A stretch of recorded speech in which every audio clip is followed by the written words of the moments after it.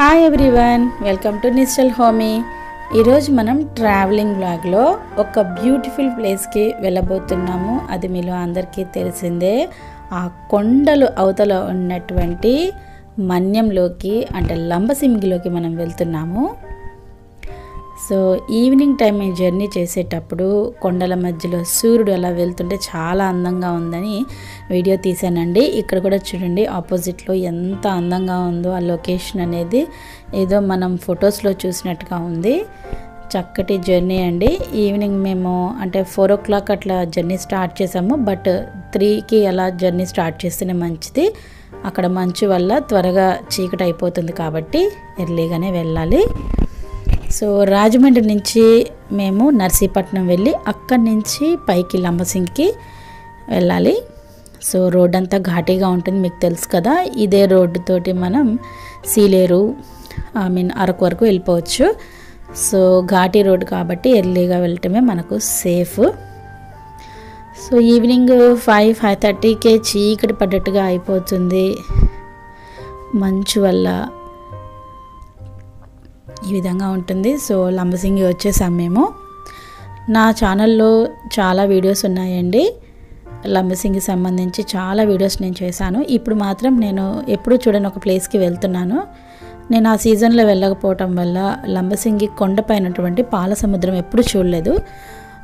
So నేను వెళ్తున్నాను. నేను వెళ్ళినప్పుడు అక్కడ 4 degrees Celsius ఉందండి.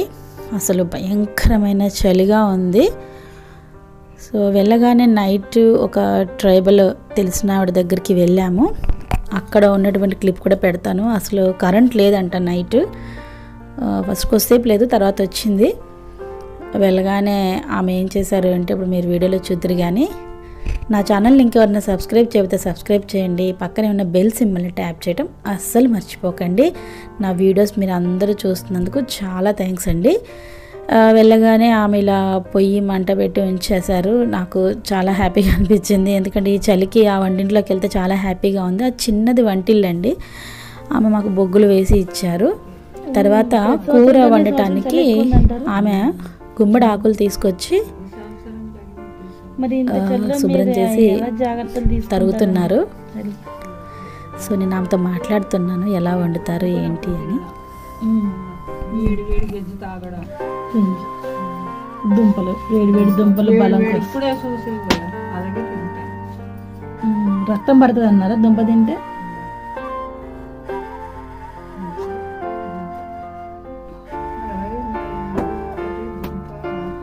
దుంప కూర ఎలా చేస్తారు చెప్పండి. నేను తిన్న దుంపని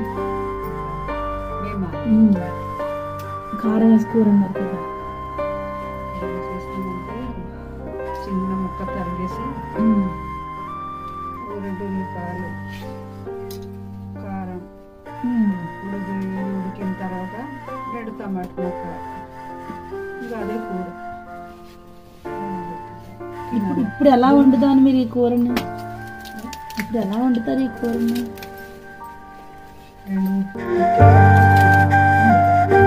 మరి పిక్కలు ఉడికించుకోవచ్చు.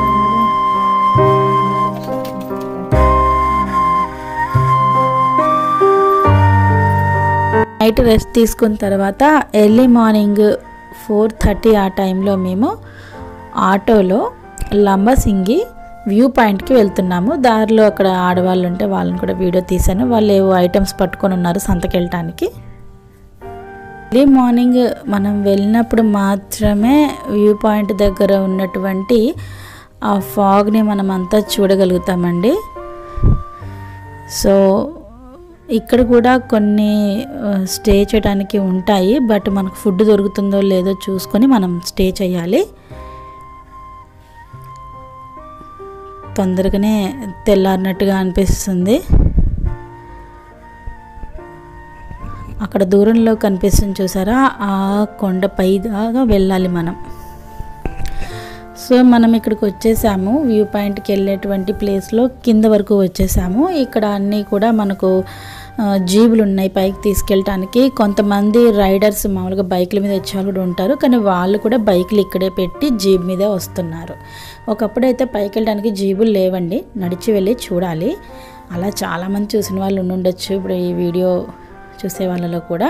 బట్ ఈ మధ్య జీప్స్ పెట్టారు. సో ఈ జీప్ ప్రయాణం ఎలా ఉంటుందో చూపిస్తాను. పర్ హెడ్ టికెట్ వచ్చేసి 100 రూపాయలు. ఎంత ముందు వచ్చినా చూసారా ఎంత తెల్లారిపోయిందో. మా జీప్ కదిలేసరికి అందరూ నిండితేనే కదులుతారు. స్పెషల్గా కట్టించుకోవాలంటే 1000 రూపాయల దాకా అవుతుంది. సో మా జీప్ ప్రయాణం ఎలా ఉంటుందో నేను మ్యూజిక్ యాడ్ చేస్తాను, మీరు చూడండి.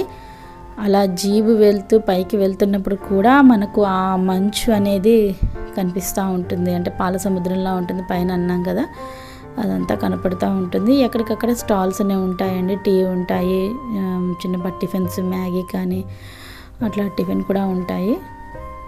మరీ ఇడ్లీ దోశ అట్లయితే ఉండవు. రోడ్డు కొంచెం వరకు ఇలా ఉంటుందండి, తర్వాత చాలా భయంకరంగా ఉంటుంది. నడిచి వెళ్ళే వాళ్ళు చాలామంది నడిచి వెళ్తారు, తిరిగి కూడా నడిచి వచ్చే వాళ్ళు ఉన్నారు.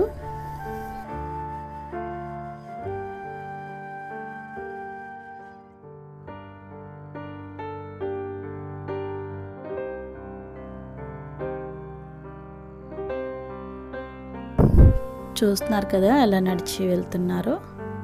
అక్కడి నుంచి కొండ మీదకి ఈజీగా 4 to 5 కిలోమీటర్స్ దాకా ఉండొచ్చు అండి.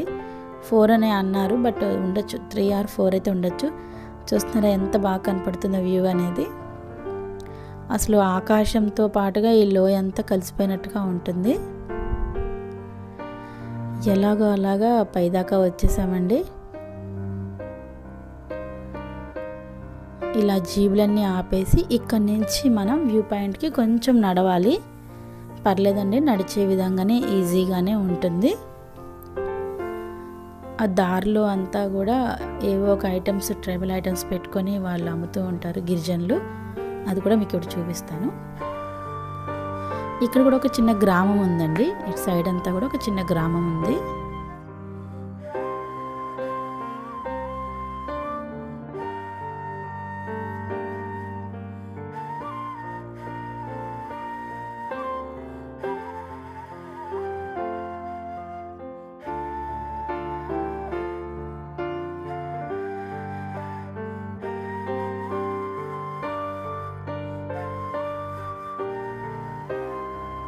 చూస్తున్నారు కదా, ఈ విధంగా వాళ్ళు ఆ టైంలో వచ్చినటువంటి వాళ్ళ యొక్క ఉత్పత్తులు అక్కడ పెట్టుకున్నారు. బీన్స్ గింజలు పెట్టుకున్నారు, పసుపు పెట్టుకున్నారు, కొంతమంది పెసర్లు, అట్లా ఆ టైంలో వాళ్ళ దగ్గర ఏ వచ్చినాయో వాటిని పెట్టుకున్నారు అక్కడ. చాలా భయంకరమైన చలి అండి, అస్సలు తట్టుకోలేము. ఎండ రావాలన్నా కూడా చాలాసేపు పడుతుంది కదా.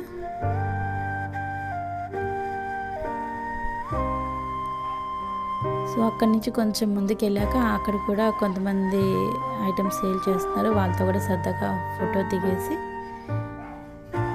అలా నేను వ్యూ పాయింట్కి పైకి ఎక్కాను. చూస్తున్నారా ఎలా కనిపిస్తుందో మబ్బులన్నీ కూడా.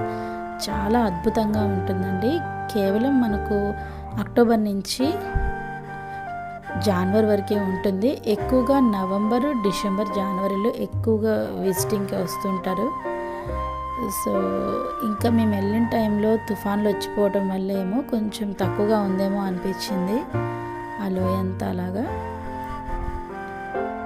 ఒకసారి వ్యూ అంతా చూపిస్తాను చూడండి. వీళ్ళని కూడా సరదాగా ఫోటోలు తీసానని మీకు ఇలా చూపిస్తున్నాను.